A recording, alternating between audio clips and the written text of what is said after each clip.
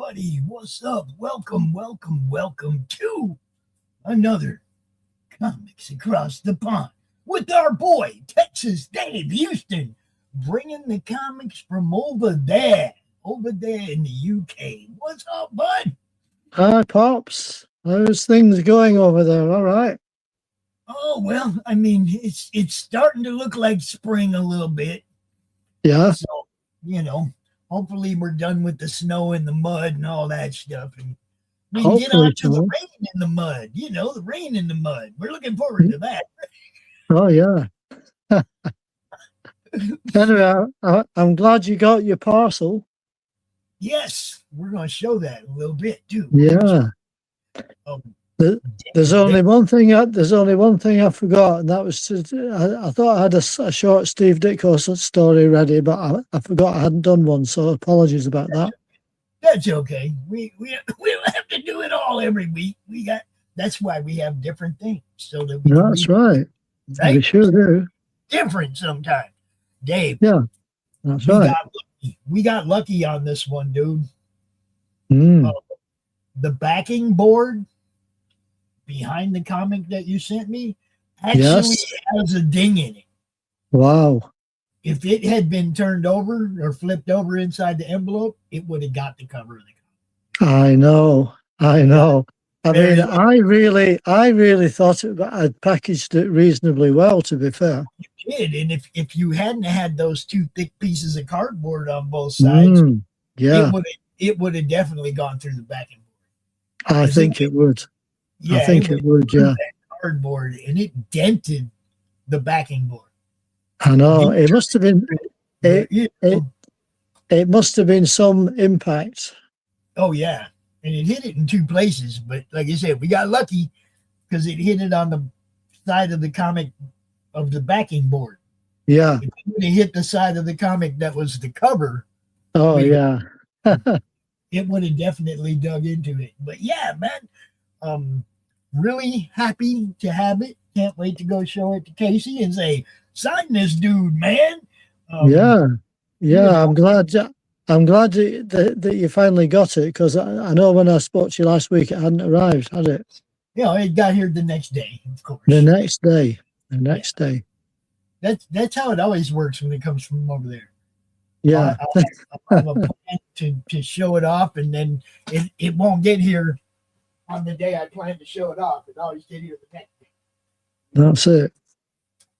But how things over there, Dave? How you doing? Yeah, I'm doing all right, thanks. Just getting ready for our clock change, which is next Sunday. So next Sunday I should be back to the same time as you. So it's 3 o'clock here today. It should be back to 4 o'clock next week. Yeah, that's for me. Right, we're used to that 5-hour difference between us, and when they mess we are as well, but our clocks, like I say, they don't go forward till next weekend. So yours went forwards last week, so you're 2 weeks ahead, and then we'll be back to our 5-hour difference, which is what we're used to. That's right. So it'll be, is it 12 o'clock where you are? It's 11. It's 11 here in 3. You see, it's 4 hours during this little 2 weeks. Right. Okay. Then it goes back to 5 hours. And then when it changes again in the fall, it'll do the same thing. We'll have that 2 weeks of 4 hours. It's weird. That's it. But we got it figured out. We know 5 hours that's usually how far apart we are. 5. Yeah, right. Yeah, I do wish they'd leave it alone. Yeah, me too. Just stop with the stupid stuff, Exactly. So today, everybody, I want to, welcome to people that are watching, because, the Bible lady popped up in over on Phillips. Good to see you, love. Good to see you. Got to see her and her mom yesterday doing a show together. That was cool as hell, man. It's like, nice. Get your parents out here too, people. You know what's up. I wish I could get my mom to do a stream with me, man. Doc has talked to my mom before when I was in the hospital a couple years ago. Oh yeah. Yeah, Doc talked to mom. He's like, man, your mom sounds like you cool as hell. Yeah, she's a tough old bird, but Yeah. I'd love to get her out here on a stream with me. She won't do it. She No. don't do tech, man. She don't do tech. Right. I think she owns a computer to check email, and that's all. Okay. I don't think she uses it for anything else. She don't Facebook. She don't none of that. So. Okay. Oh, well, I'm doing quite well for my age then, aren't I? Oh yeah, you're killing it. With all this tech. Oh yeah, you're killing it, Dave. Look, you're doing stuff I don't even do. So there ain't no way I could go through comics and take pictures of every panel. I just don't have the time for it. No, well, that's it. That's it. I wouldn't be able to prep a show like this. This is all you, and I want everybody to know this is all Dave. I just hang out with him while he does it, right? That's it. Y'all make sure. And hopefully everybody enjoys these sort of read-throughs with sound effects, of course, provided by you, Pops. Yeah. I try. But yeah, man, I just want everybody to understand this happens because of Dave. Okay, if Dave calls me and says, "Pops, I can't do a show this week," we don't have a show. It's not like I can come in here and do what Dave does. I want everybody to understand this is Texas Dave, and it's his show, and I just kind of hang out with him. Let's give credit where it's due. And that reminds me, I forgot to share this to your Facebook page. Hold on. I forgot, dude. Oh no. I don't even see it on my Facebook page. What the heck's going on here? I know, yeah, there it is. I said, I know I shared it. I know I shared it, boy. Yeah. All right. Now that link is over there on your YouTube or on your Facebook too. I was going to say, Pops, sometimes your voice reminds me of an old cartoon character from the 60s called Deputy Dog. Deputy Dog? I don't know if you remember that. I kind of think I do. Yeah, you have a kind of similar voice. Is that when I'm pulling the Southern accent or what? Yeah, that's the one. See, because I go into character sometimes. I mean, now I'm playing like 3 different characters in role playing games. Right.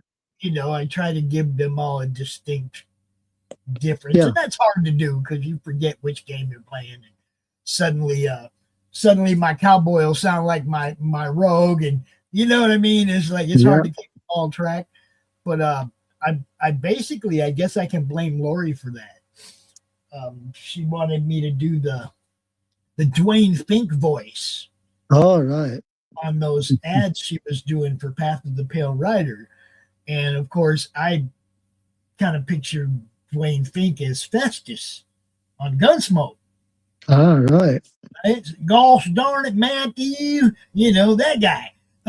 So I kind of molded that voice off of Festus, and it's like now it's hard to keep them all track because I'm doing too many different characters and voices and shit. Man, it'd be fun if I was making money at all this, Dave. Let me tell you what. I'll say. Right now, it's just work and work and work. And I wouldn't be able to do it without all cool-ass people like you that come hang out with me. So thank you, Dave. You're welcome. Love you, bro. Now, I do want to change the order of the way we do things a little bit. I want to go right to the meat first and go right to the comic first, and then we can do the other stuff afterwards. That's all right. Yeah. Promoting for others, all that. I feel like people tuning in, let's give them what they came for. Yeah, that sounds good. Sounds good. You can do like a bit of that after the main event, and then I've got my spinner rack issue to follow in a bit. Yeah, that's what I mean. Let's give them what they're here for, and then we can play with the other stuff afterwards. So Okay, sounds like a plan. Oh yeah, X-Men and my 45. eBay can come on a bit later as well. Yeah, we'll show Yeah. that right after this. We'll do that, then we'll do the spinner rack, then I'll show off this book, and Yeah. So as you can see, we're doing a classic X-Men issue. And I X-Men. think this one is from the late 60s. I think it is anyway. 12 cent. Man, I'm guessing it's the 45. late 60s. Yeah, 45 has to be. Yeah, 60s. I would say so. So this is a two-issue crossover with the Avengers. So the first issue is in the X-Men. The next one will conclude the story, but it'll be in the Avengers comic, not the X-Men comic. So it's a crossover one. So as you can see, this is featuring the shattering Cyclops. And you've got Quicksilver on the cover and Cyclops, of course, and When Mutants Clash. So This kind of funny. This kind of funny because they in and out whether or not like Quicksilver was a mutant back in the day. yeah, It's like sometimes he was, sometimes he wasn't. They'd be like, that's right. Yeah. there's two different storylines concerning that guy, and it was always confusing. Yeah, I would agree with you. Yeah, it wasn't until they really made it a big deal about Wanda, his sister, Magneto, his dad. Then it was kind of like, okay, he's a mutant. Magneto's his dad. But that's it. Like it took a long time for them to decide what he was going to be. Yeah, I would agree with you there, actually. I don't know. My memory could be whacked, but it just seemed like we always were a little bit confused about him until the Magneto connection, right? Yeah, I think you summed it up quite well there, Pops. So this is what we got: mutant versus mutant. Yeah. So we're going to jump straight into the splash page. One of the things that I want to point this out real quick. The ruby red glasses, the beam travels at the speed of light, right? Yeah. Okay, my question has always been, how fast are these mutants really? Him and the other one, both of them, right? Are they fast enough to outrun the beam? That's the one.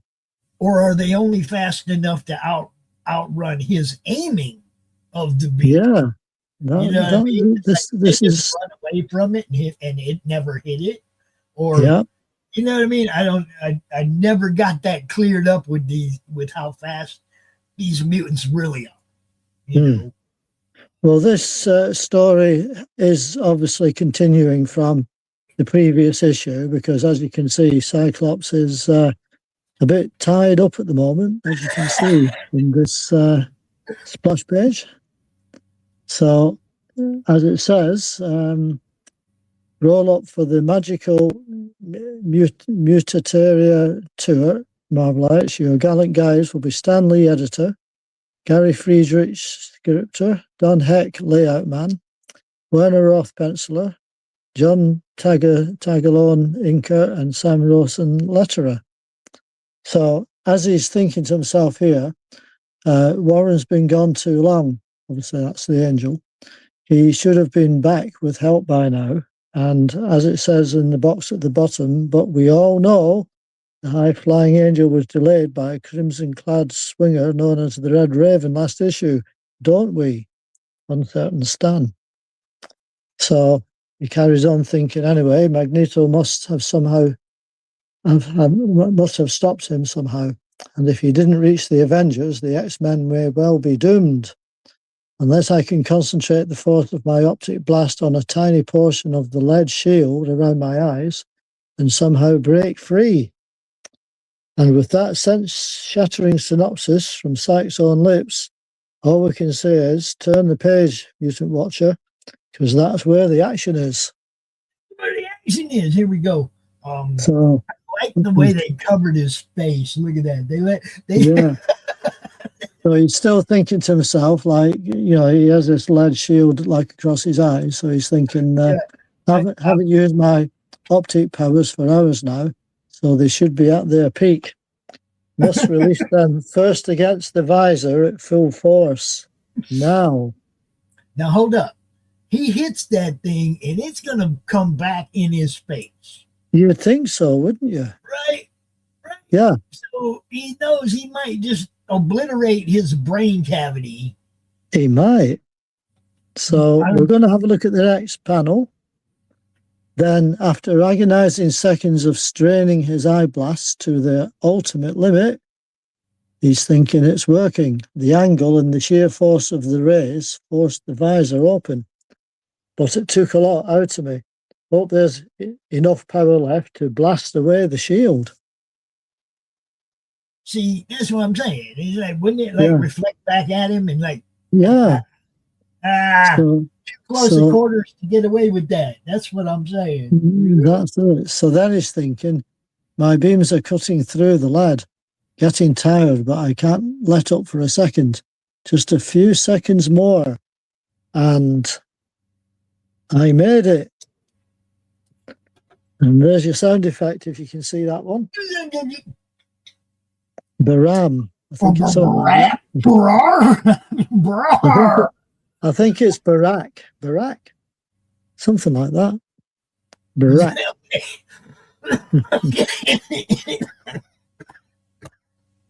Yeah, it's a cane. Oh, and then there's some zap. Yeah, so anyway, now it shouldn't be too hard to blast those metal bonds. Then I can try to free the others before Magneto discovers I'm free. You got a zap going on at the bottom there. We got it. It's a zap. Karen's right. Certainly. Oh, hi. Then in the next instant, that takes care of the last of the restraining bands. But it's only round one in the battle that lies ahead. I have to get help before I can tackle Magneto. Yeah. He's shattering all his bands now, so he's free. Have to check every cell in the castle until I find the others. It may take hours, but Magneto must be stopped, and I can't do it alone. So I may as well start with the cell down there. If our foe had kept me in a dungeon, there's no reason to believe he wouldn't have done the same with the others. And the young mutant's reasoning proves well-founded as he peers into the dank cell to see Jeannie. But she's unconscious. Probably so there's no way she can use the telepathic powers she inherited from Professor X. She's probably in a trance of some sort, so she won't be of much use to us. I'll just have to move down this hallway, checking every door I come to. I'd better push on and hope Bobby and Hank are in better shape.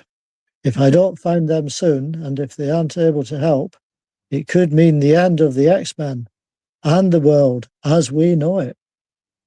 Dustin said, this is my least favorite Cyclops suit. Oh, was it? Ah, right, okay. He likes the 90s suit better. Yeah, well, I like this one, to be fair. Like this was my kind of era of the X-Men, I guess. Yeah, I mean, we were reading these comics, like within a couple of years of them coming out in my case. But in your case, you were reading them as they came out. So, this is your era for sure. Well, that's it. And did that just say inherited from Professor X? Hang on, let's go back.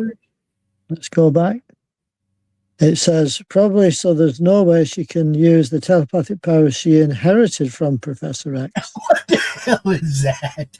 What is that? I don't know. Good catch, Dustin, because that's some BS right there. Yeah. He might be training her how to control him, but she didn't inherit it from him. Come on. No, I wouldn't have thought so. Right, so we're going to... So we shall press on. This is like 3 panels at various angles, so I've just kind of put it all together. So, as the caption says, but as the desperate Cyclops continues his grim search, his every move is carefully watched from the castle's menacing shadows. One of the X-Men has escaped. The Master must be warned immediately, and it is only fitting that the ever faithful Toad should be the one to warn him, for the Toad lives only to please Magneto. Yeah, Toad is the right name for that dude, because he is a toady. But as an old gnome darts across the passageway, what, the Toad? He must have spotted me. Can't let him tell Magneto I'm free. However, as the X-Men's deputy leader turns to pursue his quarry, an iron panel closing behind him. I have to stop it. How's that for a big sound effect? Zach. Wild. Yeah. Jam, baby. No. That'll send me off into music heaven right there, that Zach. That's it. So he's saying it stopped momentarily, but now it's starting to close again.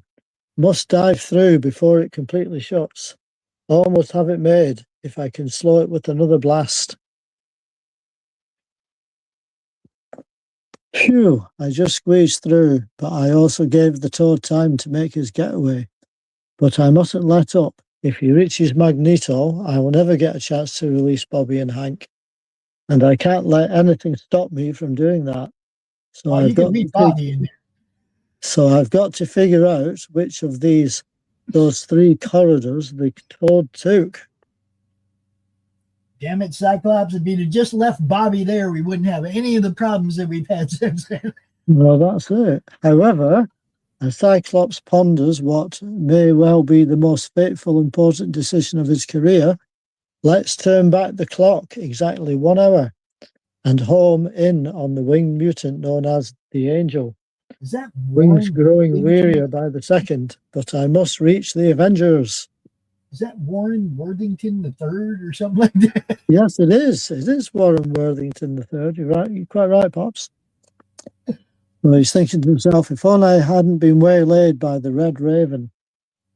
It's strange, but I can't seem to get my mind off him. Obviously, it's a reference to the previous issue, as you know. Yeah. He could have killed me, and yet he chose to let me live and trust me with the secret of his people's existence. But I'll have to try to figure that out later. The New York skyline is just ahead, and the fate of everything Professor X lived for rests on my getting the Avengers to help us defeat Magneto. If I fail, Magneto is certain to kill the others and possibly take over the world. But I won't fail. The Avengers will listen to me and help launch an all-out attack on Magneto's stronghold. The X-Men are counting on me, and I won't let them down, I swear it.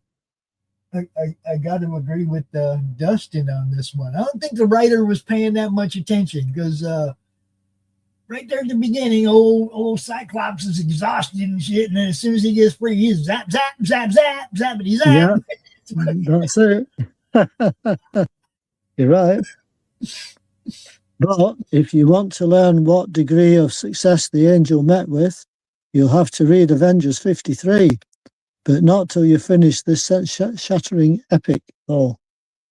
Because now it's back to Magneto's Island, in case you couldn't guess.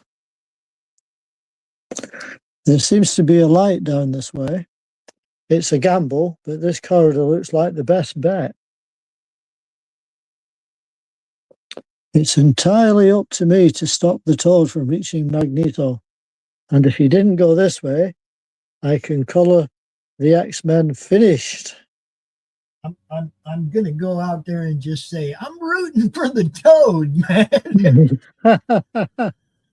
Well, let's see what happens. Let's see. However, as the grimly determined Scott Summers presses onwards, trouble looms directly overhead. Footsteps. Someone's coming this way. Probably the Toad, spying on me for Magneto again. If it is, perhaps it's time I showed him that no one monitors the every move of Quicksilver. But wait, it isn't the Toad. It's the X-Man called Cyclops. He has somehow managed to escape. And Cyclops is thinking, someone is watching me, I can feel it. I best just walk on, though, and force whoever it is to show his hand. And as a young mutant hasn't long to wait, as must use my speed to leap in front of him, so that perhaps I can reason with him and avoid a conflict between us. Then, in the next instant, halt, Cyclops, I wish only to speak with you. Peace roll. But no one tells Cyclops to halt. Oh, Jesus Christ, you ego. And I don't particularly go for parleys with traitors to the human race. See, Zach! Big Zach there, again. Only my speed enabled me to dodge his deadly blast. Perhaps it is too late for mere words. See, I never liked Cyclops because he is all ego. Yeah, that's it. Never liked him because he's just a blowhard, man. He was. He was, wasn't he? However, at that same moment, in another part of the mammoth fortress, the Toad's arrived. He's saying, Master, Master, the one called Cyclops is free. What? You snivelling, cowardly dolt. It was your job to see that the X-Men remained securely imprisoned. Yeah, stupid. Now, once again, you have failed me, I think, for the last time. If you cannot perform the simplest of tasks without bumbling, then you are of no further use to me. Therefore, you may now know the terrifying might of the master of all mutants. And Toad says, No, Master, I beg of you, do not turn on the most faithful ally any man has ever. Arg! Arg! Come now, surely not even a snivelling coward like yourself can withstand more suffering than that. That mild bolt of magnetic energy was but the beginning of the torments, which must be endured by those who fail Magneto. Please, Master, I beg of you, let me suffer no more. The Toad will serve you in good stead from this day forward, if you will but grant me mercy. And it says, You dare to ask me for clemency? So it says, you've turned away then. You mean to spare me, Master? Bah, a trembling, whining lackey such as you is hardly worth the exertion of my powers. Come with me to the Magna screen. And I might add that you had best pray none of the other X-Men have been freed. I have no time for doing further battle with them, and if I am forced to waste even a second, all the suffering endured by mankind in the past will be but a trifle in comparison to that which you will experience. No, Dustin, it is not Genosha. This is way, way, way before that ever existed. Oh, yes. This comic is back in the late 60s. This is... Indeed so. Yeah, they didn't have no Genosha. It was just an island that, Magneto raised up so that he had a place to hide out. Exactly right. Yeah. Then, as the fiery eyes of Magneto glare into the gigantic view screen, Cyclops says, either get out of my way or I'll wipe you off the face of the earth. And Pietro says, if that's the way you want it, X-Man, but I still wish you would listen to me. Trying to talk to your dumb ass, and you ain't listening. Yeah, exactly. He's not listening. We're both mutants, practically brothers. We should be allies instead of enemies. Go ahead, I'm listening. Since the very first mutant appeared on Earth, normal men have persecuted us, hunted and hounded us. Now at last, Magneto has given us a chance to leave all that turmoil behind. He proposes to set up a sanctuary, a separate country for mutants. And only by following him can we ever hope to lead peaceful, normal lives. He's not I'm wrong. certain he's wrong, and yet there's a lot of sense in what he's saying. Can't you see this may be the only chance we'll ever have to live like normal human beings? And at the bottom, there's a special note for your eagle-eyed ones who spotted the arrow at the top left. Hang loose, all will be revealed to you one way or another. Sounds like Warren got to the Avengers because that's a Yeah, Hawkeye. that looks like a Hawkeye arrow to me. Yep. So Quicksilver's thinking, have to keep pounding at him. I can tell I'm getting through. What you're telling me sounds like the answer to all our prayers, Quicksilver, but there's no way you can convince me that Magneto would do anything for the good of his fellow mutants. I studied under Professor X for far too long to believe that he could ever stand for anything but evil. He ain't on our side, or I ain't on his side, or something. Well, that's it. Perhaps if it hadn't been for the Professor, I'd fall for Magneto's ruse just as you have. But thanks to Professor Xavier's guidance, I'm certain I'm making the right decision by telling you that I'll have no part of any movement in which Magneto is involved. And I'll also tell you that you're a hate-blinded fool if you think Magneto is looking out for anyone other than himself. Enough. I will listen to no more of your Homo sapiens sympathizing blasphemy. You have had your chance to join us and declined it. Therefore, I can consider you nothing but our enemy. If you do not speedily change your mind and join us, I can't let you leave this island alive. See? And as you can see, he goes flying. Bug. Yeah. That fist is huge. Yeah. So as you can see, your optic blasts are of little use against a target which moves more quickly than the naked eye can follow. And there's a zap for you as well, Pops. Yep, there's some zap, and then it goes to my point from earlier. He can't move fast enough. That's it. To hit Quicksilver with the beam. But I don't think Quicksilver could outrun the beam. No. So he says, maybe so, but you'd better concentrate more on moving your body more and your mouth less. I always wondered how these guys had time to have conversations in a fight. Yeah. Dave, don't talk much. You've got two sound effects on this one, Pops. Well, we'll start with Zach. Another Zach and a zap. Zapped, something like that. So Quicksilver's thinking he is right. I cannot relax for a second. I must keep up the attack at all times. My speed gives me the advantage, but I cannot afford to lose it. Cyclops is saying he's too fast, can't home in for a direct hit. My only hope is to keep pressuring him, make him keep on the move. Then maybe I can slow him down enough to get a clear shot. But my power won't hold out forever. I've got to wait.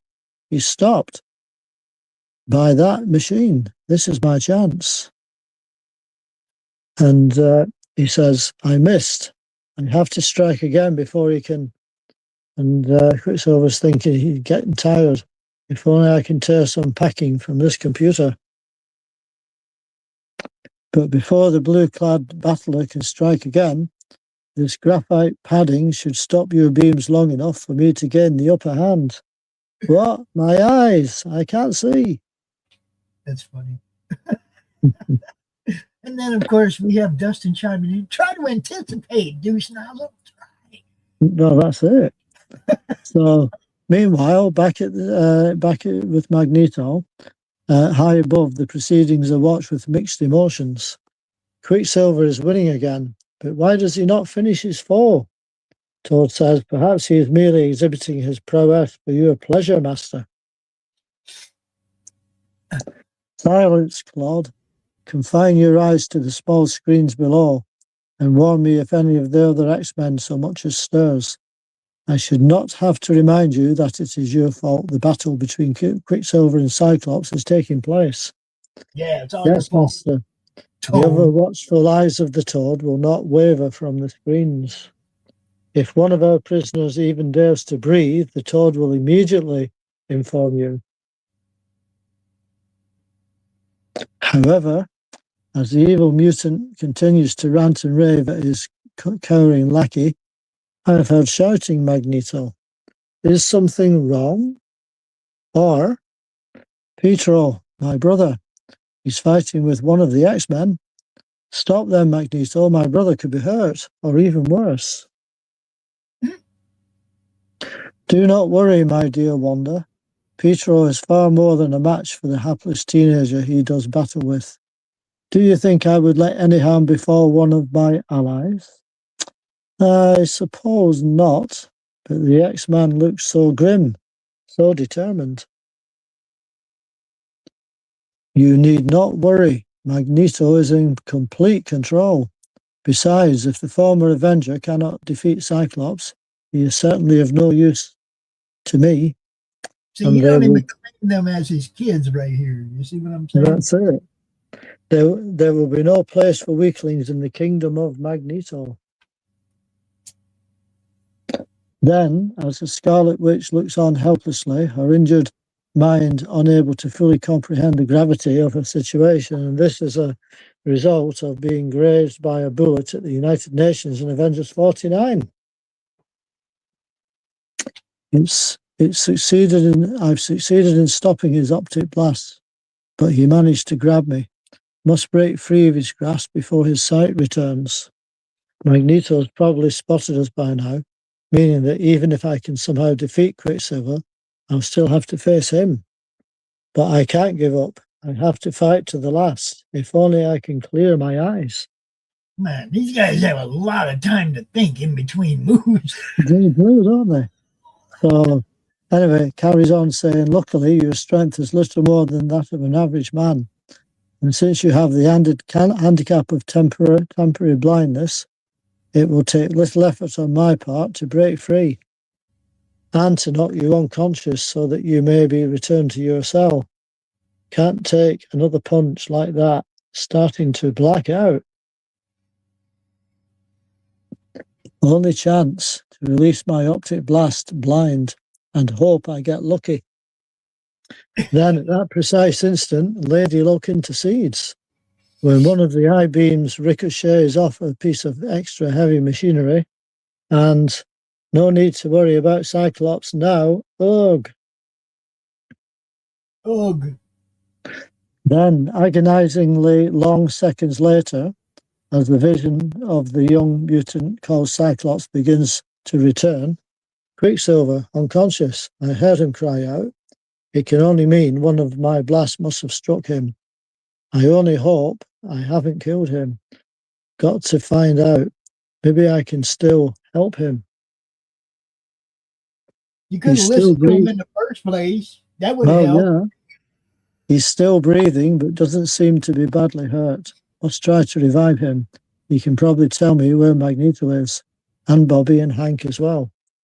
If I can only get that information, it may still not be too late to stop Magneto.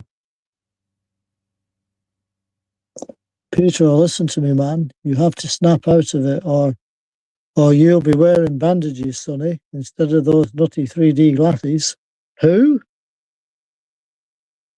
Mm-hmm. Then, turning in surprise at the sound of the unexpected voice, Cyclops suddenly sees the Avengers.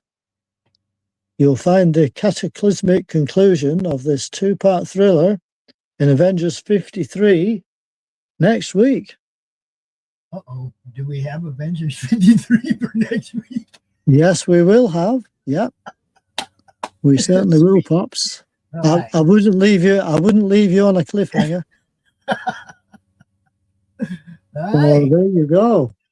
That looks like Panther and Giant Man, and there's that little old wasp there, and Hawkeye. It is. Not the most powerful lineup the Avengers can deliver. That's for sure. No, but that's them. We'll see how they. I've just zoomed in a bit more for you, so as you can see them better. Yeah, we'll see how these how the B team does. Yeah. Because no Thor, no Iron Man, no Cap. No. You're No. kind of you're kind of, yeah, this is the B team for sure. Yeah, I would say so. So next week we will read the conclusion to this two-part story. Magneto should be able to deal with these four easily. You would think so, wouldn't you? You know, I mean, we're just gonna like pick up Mr. Vibranium because I'm Magneto, and I'm gonna bounce him off all of Hawkeye's arrows. Yeah. Yeah, I don't know. I don't know that that's the team to go after Magneto. I'm just saying. Possibly not, Pops. Possibly not. So anyway, that's our first part of our two-part crossover. All right. That's what we got. That's what we got, people. Avengers 53 next week. Now we have a little our usual stuff here, guys. We do the Dave's eBay. What do we got on Dave's eBay today? Now then, we have a couple of issues. And one is one of the stories in one of these issues is actually drawn by Neil Adams.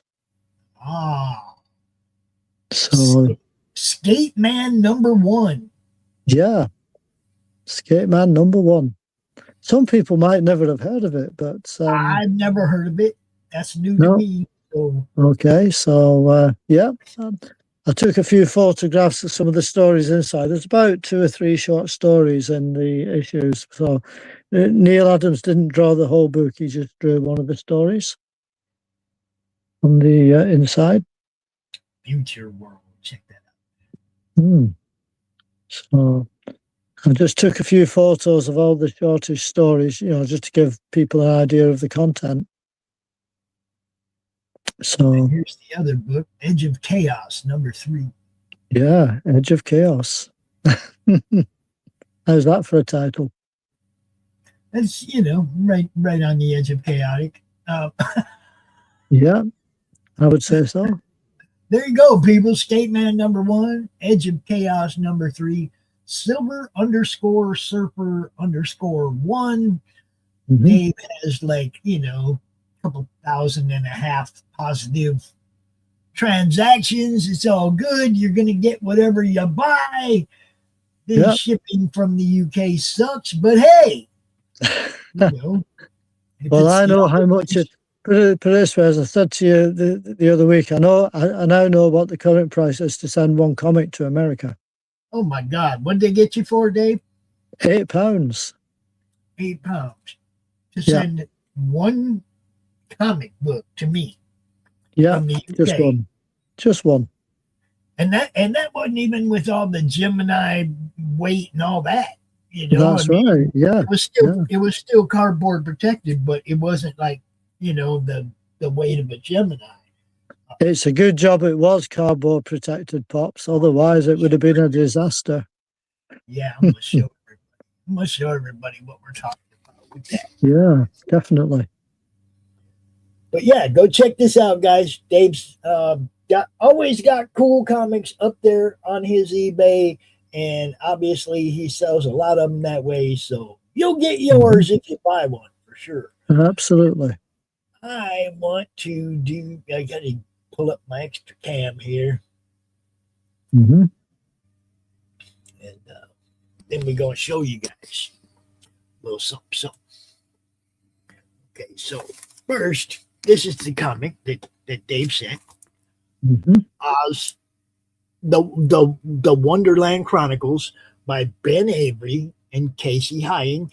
Casey happens to be the owner of our local comic store, BuyMeToys.com. Yeah, I still can't believe the coincidence when I showed you that book the other week. Yeah, as soon as I saw it, I was like, that's my people right there, man. Yeah. Yeah, we talk to them every time we go to a con. They have a booth set up. We interview his wife, Kelly. She usually does the cons. But what I want to show you, people,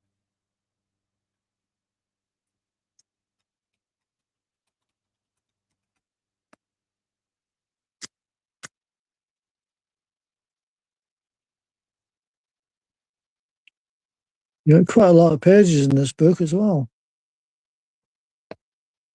And it's all like there's a lot of good art here, and this There is. I kind of want to read this story now just because. I mean, the two stories, both of them. Yeah. They both have a solid style, but it's like nobody was cheating. There's not like 5 splash pages. It's like there's a lot of pages here. Yeah, there's quite a few pages. And they all are full of panels. That's what I mean. It's not like somebody was cheating the story and you know, with 5 splash pages. And, you know what I mean? That's it. This guy put in the work on this.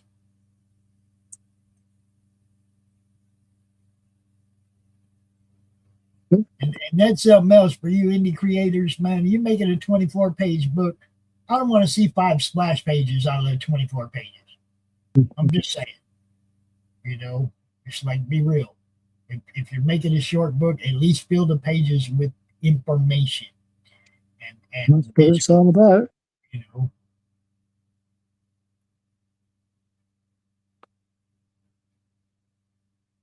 Look, that's the closest I've seen to a splash page yet.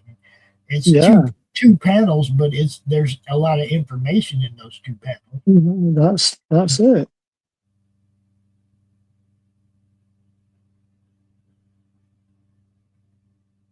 Back to 4, you know.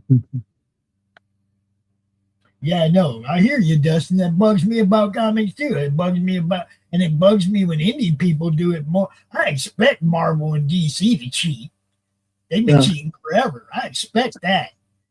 And that's why I don't buy their stuff. But I damn sure don't want to see it in a $20 indie book I bought. You know? I don't mind some splash pages, but that means ad pages. That doesn't mean give me 19 pages of story and 5 splash pages. You know? Yeah, exactly. Not at the expense of the story. Give me enough to make it worth spending the money on it. You know? I can say you get plenty of pages in this book. I'm not sure how many pages there are. I've not counted them yet. There's a lot to this. It looks, how thick is this book, Dave? Is it like a giant size compared to I think it's slightly thicker than a normal book, yeah. I'll just check in a minute for you.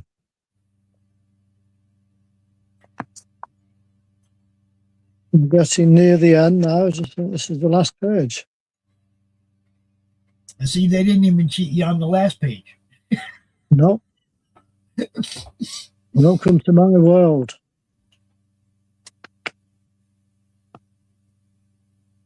It's got other stuff. Yeah. And on the back page, you've got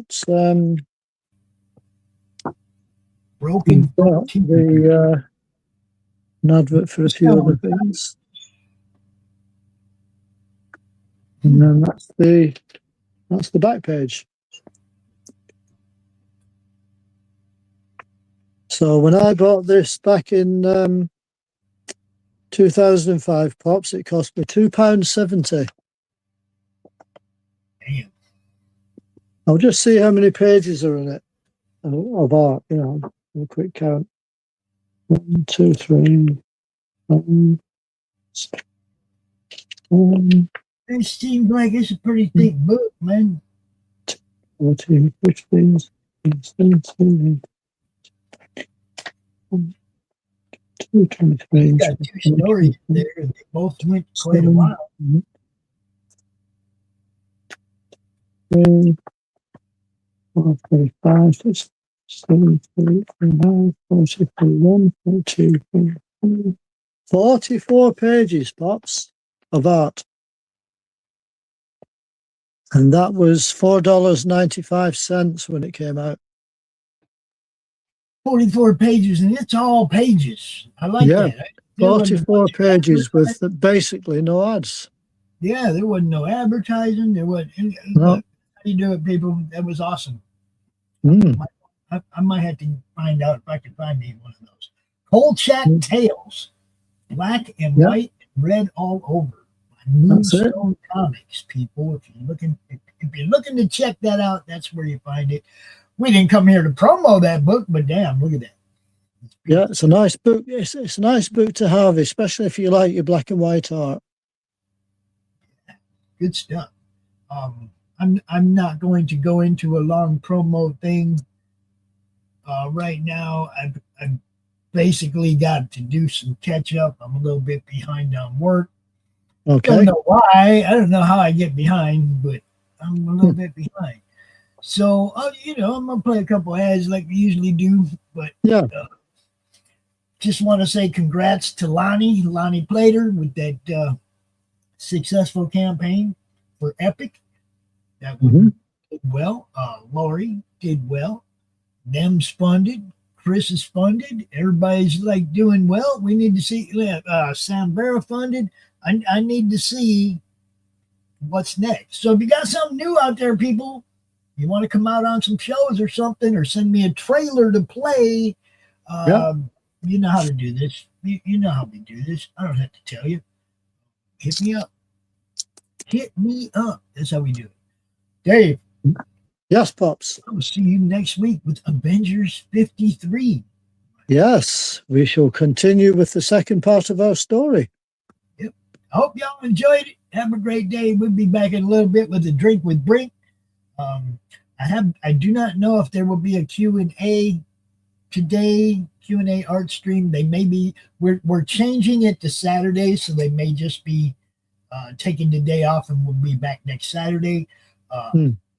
Dash of reading tonight, 3 beer men tonight, Silverline tonight, may even be an Atomic Annie tonight. So I'm gonna be a busy man all day, everybody. It sounds like it. Just tune in, because make me feel like I'm doing, that what I'm doing matters. Okay? Yeah. Tune in, drop some fucking comments and whatnot, and let us know that what we're doing is something that you like to see. Thanks for tuning in, everybody. Dustin, thanks for all the comments, for hanging out with us. Bible Lady up there on Pill, thanks for hanging out with us. Let's see. I think we're going to set a raid to Luna Moon Drops over on Pill, and we're going to be out of here. Okay, see you next time, Pops, and nice to see you popping in the chat, Dustin. Yes, everybody, have a good day. Peace. Bye, everybody. Coming to Kalamazoo, an event so epic that it must be seen to be believed. A celebration so grand it spans 3 days. Kalamazoo Comic-Con. Join us April 10th through 12th, 2026 at the Kalamazoo Expo Center, 2900 Lake Street, Kalamazoo, Michigan. Doors open Friday from noon to 7 p.m., Saturday 10 a.m. to 7 p.m., and Sunday 10 a.m. to 5 p.m. Meet legendary comic guests like Andrew Petboy, Bart Sears, Bob Hall, Corinne Roberts, Dan Monroe, Danica Davidson, Paul D. Story, Randy Zimmerman, Roger Schultz, Scott Grosema, and Tim Seeley. They're all ready to sign, sketch, and share stories from your favorite comics. And that's not all.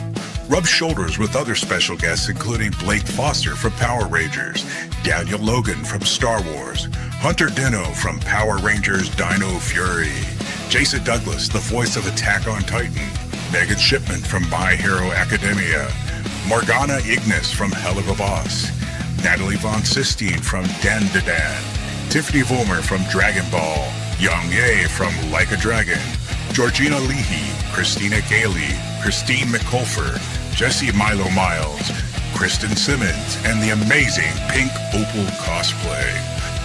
Dive into non-stop activities, thrilling panels and Q&As, autograph sessions, photo ops with stars, a massive exhibit hall packed with comics, merch, and collectibles, artist alley showcases, epic cosplay contests, gaming tournaments, kids zones for family fun, and so much more to geek out over.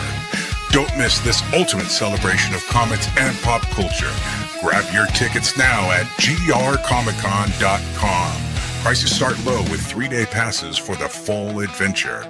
We'll see you there, heroes.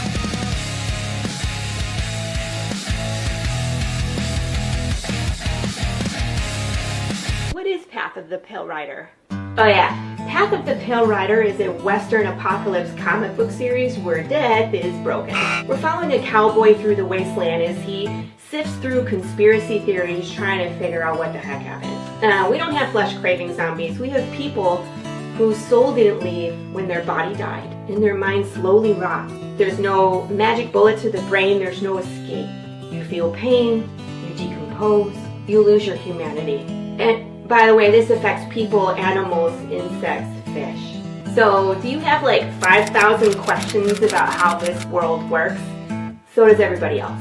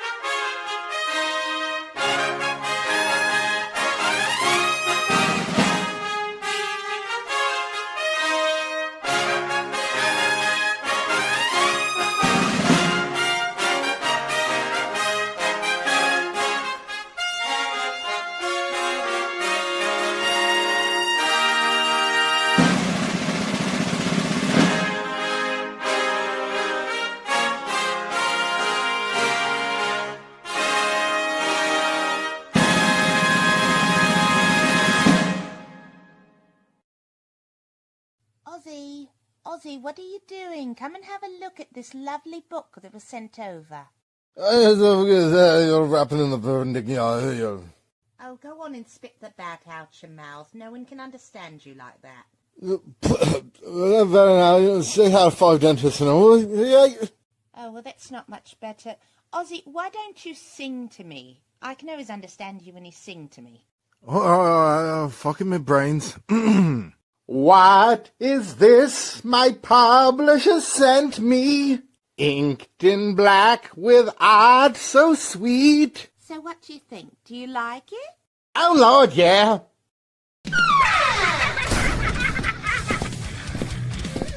If you missed the live viewing of any Meg production, you can find all our content on Roku or as a member of this channel. Madness Entertainment Group.